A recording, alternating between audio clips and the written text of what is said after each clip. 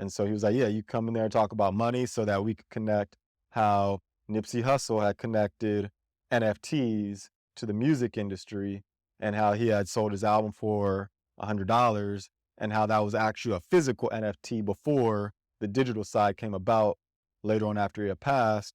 All Money In, they actually released the digital version of the NFT for anybody who had bought the physical album, which was like a physical NFT. Yeah. And so I was connecting those dots. That was a great experience. So big shout outs to Justin, big shout outs to Stacy for creating that nonprofit.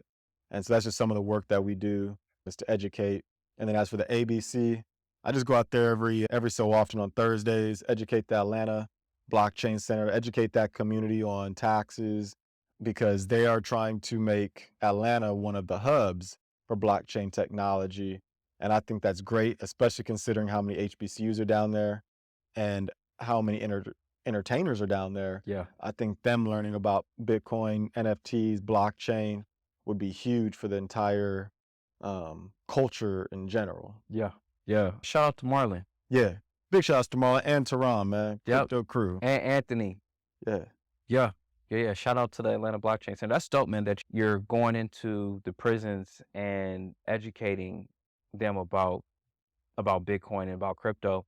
I know when I was a juvenile public defender and I was teaching my kids about blockchain and crypto and trying to get them to understand what digital currency was.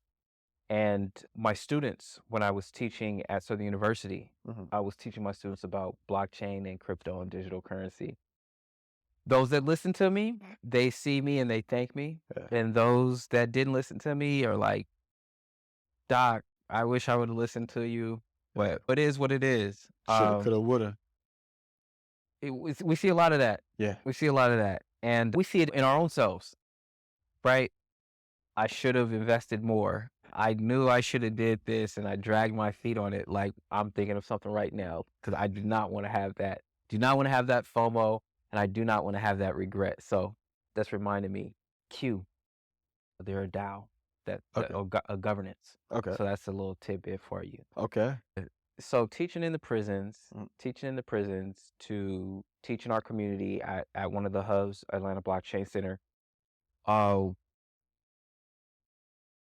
You also wrote that article in Bloomberg, man. That's major. Not like for somebody that you know to be featured in Bloomberg, talking about something that they're passionate about and providing a case for it. Can you give us the name of it was The Hyper Bitcoinization of Money and the Future of Taxes.